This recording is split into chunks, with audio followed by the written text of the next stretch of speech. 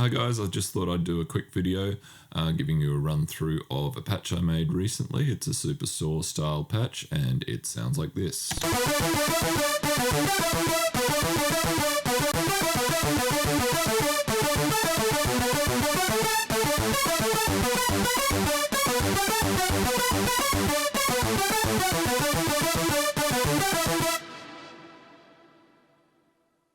Okay. So this patch is a bit different from your typical Superstore. What you would do in most cases when you're making a Superstore patch is to start with a saw wave, crank up the number of voices to 8, turn up the detune, turn up the stereo, and there you go. And it would sound a bit like this.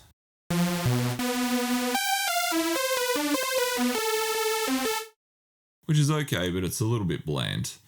So I've done things in a slightly different fashion here, just to give this sound a bit more character and make it sound a bit more modern and interesting.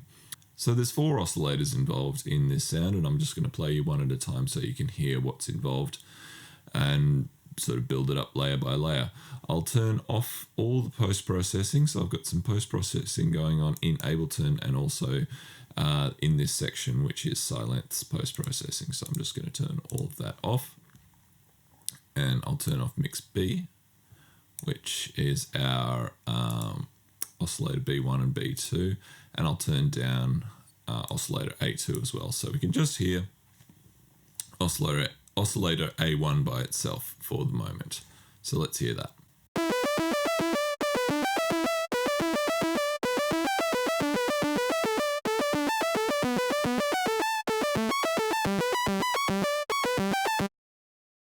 So it's fairly plain at the moment, but there's some nice expressiveness going on, and that's via a few different things on this synth. First of all, we've got a bit of a pluck envelope, so there's a low pass filter going on with quite a bit of drive to it, and we've got this envelope via modulation envelope 1, and you can hear it a bit more if I turn the cutoff down.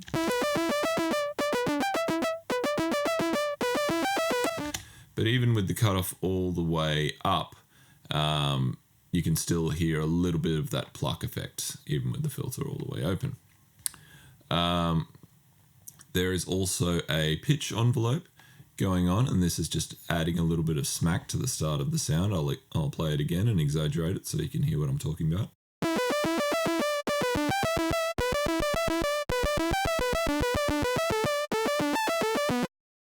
Just gives that attack a distinct cutting quality, which is good in the mix.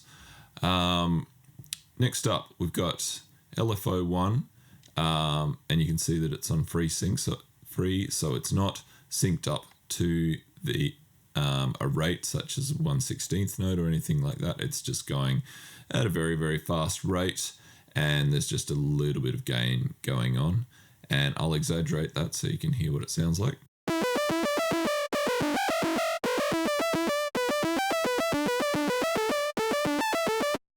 And it's a very rapid sort of warbling of the pitch, which gives it a kind of gritty texture. It's very, very much a sound used by hard trance producers when they make their sort of Superstore leads. And there's a second warbling pitch LFO thing going on here, but this one's a little bit slower, so I'll exaggerate this one for you.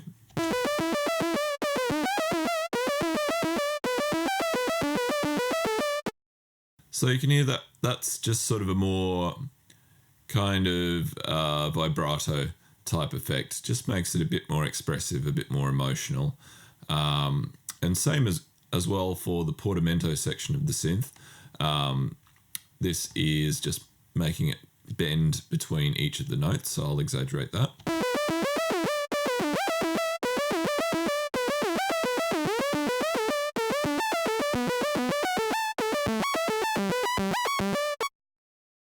And you can hear that adds a nice expressiveness to the sound, so you could even automate this just so that certain notes get a bit more bend into them. And all of these things are just little things that add up that make it feel less like a synthesizer playing a sequence and more like someone playing an instrument, which is the idea. Okay, so let's add in the other oscillators now and see what that sounds like.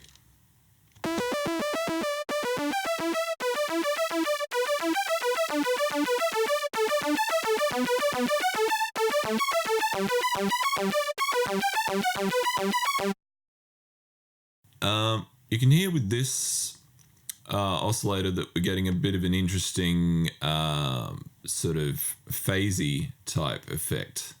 So this was actually something that was used back in the day on the old Commodore 64 computer. It's kind of reminiscent of that.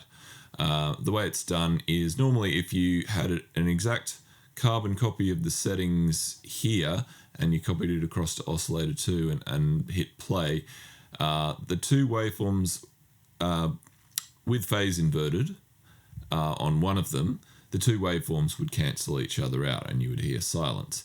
But oscillator A2 is not quite the same as oscillator A1 in this case. We've got two voices and we've got the detune turned up quite a bit. So effectively what this is doing is adding a static chorus.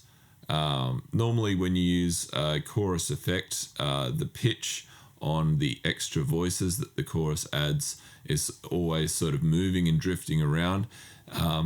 If you do it like this, the pitch of the other voices is detuned from the original pitch of oscillator A1, but it stays static, and that gives a sort of more focused sound which works better with lead sounds. So and that is kind of a theme of what I've done here, why I've gone down the path that I've gone down building this synth, is to sort of retain control over the focus of the sound. Normally if you just have your sawtooth wave, you crank up the voices, crank up the detune, what happens is all the voices are the same volume and they'll be sort of all over the stereo field and all different pitches. So what you get this kind of richness to the sound, which is why people like the Super Saw in the first place, but it also lacks a bit of focus and punch. So I'm trying to have my cake and eat it too here. Let's go across to part B and add that in.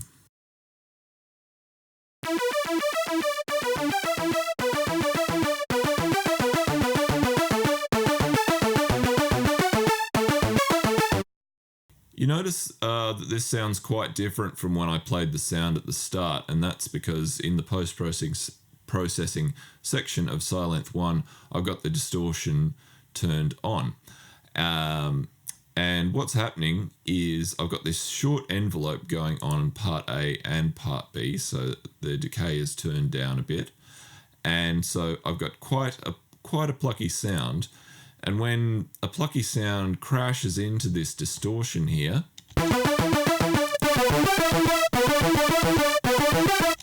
you get this pleasing kind of compression effect going on. So that's one explanation for the amplitude envelope that I've got going on here. Another explanation is that there is quite a bit of distortion going on. I've got that cranked a fair bit when that is on. And with 4 different oscillators all crashing into the distortion at once, it does make for a very dirty, gritty sound. And I want the tone that rings out at the end of the sound to not be so dirty and gritty. I want that to be kind of more clean and pure. So these 2 oscillators are down an octave. So initially you'll get this hit of the octave below, that sort of nice richness, but the tail end of the sound that you hear when it rings out is just part A. So, a couple of different waveforms used here. Again, another static chorus effect via oscillator B1 here. And really, with these, with a synthesizer like this, you're adding a bunch of different waveforms together, either with their phase inverted or not, in kind of as an equation, and what you get at the end of it is a completely different waveform than what you started with. So Silent 1 may only have, I think, 6 different waveform shapes, but the point of a synthesizer like this is to put the different wave shapes together in different ways, using phase inversion, using the phase knob to provide a little bit of phase cancellation, and come out with an overall, like, just one oscillator at the end, and that forms the tonal characteristic of your sound. So that's about it for the main part of the synth. Let's talk about the post-processing now. So there's some distortion. There's also a chorus. So this is mixed in only at 20%, and it's yet another layer of chorus to provide more richness and fatness, and we're sort of building this up bit by bit, but each time we add a chorus, whether it be through this sort of static chorus idea that I've got going on oscillator A2 and B1, we've always got a volume knob for that chorus, so we can always control how big the sound is becoming around the mono oscillator A1 sound, if that makes sense. And I believe I had EQ as well. This is not the best sounding EQ in the world. It's quite digital sounding, and that usually would be a kind of undesirable thing. We're aiming for sort of more analog than analog these days with our plugins, with warmth and richness and whatever.